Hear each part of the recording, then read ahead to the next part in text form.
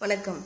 தமிழக வாழ்வுரிமை கட்சி தலைவர் திரு வேல்முருகன் அவர்கள் இன்று 16/5/2017 விடுத்துள்ள அறிக்கையில் தெரிவித்திருப்பதாவது: போக்குவரத்து தொழிலாளரை வேலைநிறுத்தத்திற்கு தள்ளி பொதுமக்களை அல்லாட விட்டிருக்கும் அரசு மீண்டும் பேச்சு நடத்தி வேலைநிறுத்தத்தை முடிவுக்கு கொண்டு வர தமிழக அரசுக்கு வேண்டுகோள் விடுக்கிறது தமிழக வாழ்வுரிமை கட்சி.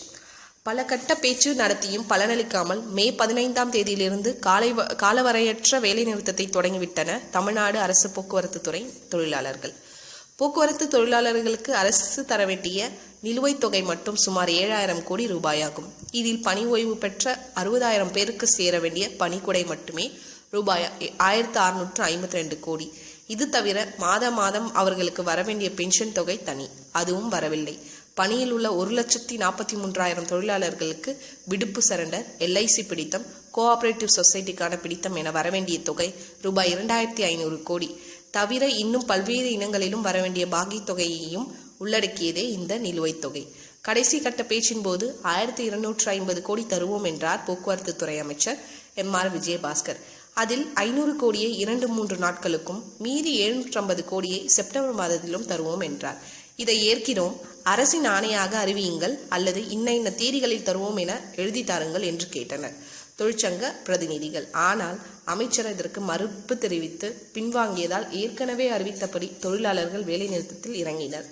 14ஆம் தேதி மாலை பேச்சு முடிந்ததும் செய்தியாளர்களிடம் பேசினார் அமைச்சர். இந்த வேலைநிறுத்தம் முறியடிக்கப்படும், அதற்கு தயாராக எல்லா ஏற்பாடுகளையும் செய்திருக்கிறோம். ஓய்வு பெற்ற ஓட்டுநர்கள், பயிற்சி ஓட்டுநர்கள், தனியார் பஸ் ஓட்டுநர்கள், பள்ளி மற்றும் கல்லூரிகளின் ஓட்டுநர்கள் ஆகியோரை வைத்து 100 விழுக்காடு பேருந்துகளை ஓட்டி காட்டுவோம் என்று சவால் விடாத குறையாக பேசினார். அதோடு தமிழகத்தின் பல ஊர்களுக்கு செல்ல சிறப்பு ரயில்கள் விடவும் ஏற்பாடு செய்திருக்கிறோம் என்றார். அதோடு பேச்சுவார்த்தையில் கலந்து கொண்ட 47 தொழிற்சங்கங்களில் 37 சங்கங்கள் அரசுக்கே ஆதரவாக உள்ளன. வெறும் 10 சங்கங்களே வேலை நிறுத்தம் செய்கின்றன. ஒரு 10 விழுக்காடு பேருந்துகளை வேண்டுமானால் ஓடாமல் இவர்கள் தவிர்க்க முடியும் என்று சொன்னார் அமைச்சர். இவ்வாறு அவர் அறிவித்ததற்கு முன்பாகவே தமிழகம் முழுக்க எல்லா பேருந்து பணிமனைகளிலும் காவலர்கள் குவிக்கப்பட்டிருந்தனர். மாலையில் டியூட்டி முடிந்து பணிமனைகளிலிருந்து பேருந்தை விடச் சென்ற தொழிலாளர்கள் நாளை முதல் 3 நாட்களுக்கு கண்டிப்பாக டியூட்டிக்கு வருவேன் என்று இப்போதே கையெழுத்து போட சொல்லி மிரட்டப்பட்டார்கள். பணி நீக்கம், இடைநீக்கம் செய்யப்படுவீர்கள் என்றும் அச்சுறுத்தப்பட்டார்கள். ஈரோடு, ராமநாதபுரம், சேலம் போன்ற இடங்களில் தொழிலாளர்களை காவலர்கள் கைது செய்தார்கள். இந்த செய்தி பரவியதன் எதிரொலியாக 15ஆம் தேதி அறிவித்திருந்த வேலை நிறுத்தம் பல இடங்களில் 14ஆம் தேதி மாலையே தொடங்கிவிட்டது. 15ஆம் தேதியன்று முழு அளவில் வேலை நிறுத்தம் தொடங்கியது. ஒவ்வொரு பணிமனையிலிருந்தும் 1-2 பஸ்கள் கூட அரிதாகத்தான் ஓடின. மாவட்ட ஆட்சியர்கள் முதற்கொண்டு பணிமனைகளில் வந்து அமர்ந்து ஏற்பாடுகளை கவனித்தும் பேருந்துகளை இயக்க முடியவில்லை. ஆனால் வேலை நிறுத்தம் தோல்வி, 75 விழுக்காடு பேருந்துகள் ஓடுகின்றன என்று உண்மைக்கு புறம்பான தகவலை சொன்னார் போக்குவரத்து துறை அமைச்சர். அப்படி சொல்லிக்கொண்டே வெளி மாவட்டங்களில் இருந்து 2000 தனியார் பேருந்துகள் வரவழைக்கப்படும். ஓட்டுநர் மற்றும் நடத்துனர் உரிமம் வைத்திருப்பவர்கள் நேரில் வரலாம். நாட்கூலி அடிப்படையில் அவர்களுக்கு பணி வழங்கப்படும் என்று அறிவித்தார் அமைச்சர். அரசு தரப்பிலிருந்தே இப்படிப்பட்ட பேச்சுகள் வருவது ஏற்புடையதல்ல, அவை பொறுப்பானவையும் அல்ல.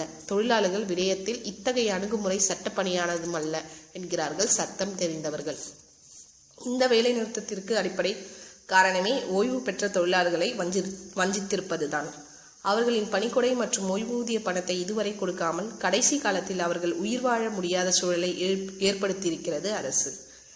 பணியில் இருக்கும் தொழிலாளர்களுக்கு தர வேண்டிய நிலுவைத் தொகை 1.5 ஆண்டுக்கும் மேல் கடந்தும் போடப்படாத ஊதியம் ஒப்பந்தம் போன்றவற்றை கூட பிரதான காரணமாக தொழிலாளர்கள் வலியுறுத்தவில்லை. இந்த நிலையில் வேலை நிறுத்தம் ஏற்பட்ட பின் தொழிலாளர்களின் கோரிக்கைகளை முற்றாக நிராகரிப்பது அமைச்சரிடமிருந்து செய்தி வருகிறது. அப்படி என்றால் இது தொழிலாளர்களுக்கு சேர வேண்டிய பணத்தை தர முடியாது என்று சொல்வதாகாதா? மேலும் அது மோசடி என்று சொல்வதற்கு இடம் தராதா? தொழிலாளர்களிடம் செய்த வருங்கால வைப்பு நிதி பணத்தை உரிய இடத்தில் செலுத்தாதது சட்டப்படி குற்றம் என்று சொல்லப்படுகிறது. அப்படி ஒரு பேச்சுக்கு அரசு இடம் தரலாமா? எனவே அரசு தன் அணுகுமுறையை மாற்றிக்கொள்ள வேண்டும். போக்குவரத்து தொழிலாளர்களிடம் மீண்டும் பேச்சு நடத்தி இந்த வேலை நிறுத்தத்தை முடிவுக்கு கொண்டு வர வேண்டும். இதனை தமிழக அரசிடம் வேண்டுகோளாக வைக்கிறது தமிழக வாழ்வுரிமை கட்சி. நன்றி.